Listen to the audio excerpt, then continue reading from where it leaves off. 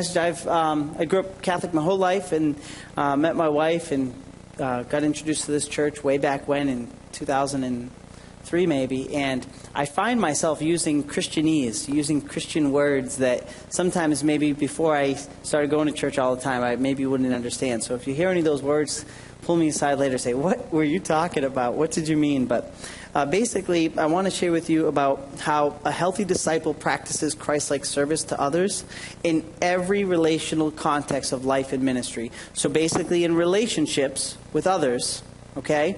Relational context in your life and in your ministry. We have some verses we're going to go through today. I'll read a couple of them later on. Again, we're going to go through a healthy disciple practices Christ-like service to others in every relational context of life and ministry. So I wanted to break down discipleship a little bit. We've preached on this. We've had sermon series on this. You've read this in the Bible. Basically, disciples are students of Jesus. They're friends and followers of God. They're someone who accepts the message of God and help spread those teachings. So that's what a disciple would be. If you're a disciple, you're a student of Jesus, you're a friend of God, you follow God and you accept His message and you spread His teachings.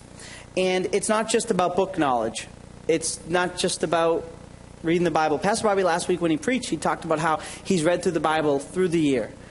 Read through the Bible through the year. Year after year he's done that. And he found that he was getting to the point where he was like, I got to do my readings. And he just did it just to go fast, just to make sure he did it, but he wasn't getting anything out of it. So we know it's not just about book knowledge. It's not just about going through routine and being religious. But it's a lifestyle change. It's a behavior shift when you become a Christian, when you become a disciple, when you follow God. I want to pray over our message today together that we really receive what God has for us and what God has in store. So let me pray over us. Lord, I pray a prayer of praise and thanksgiving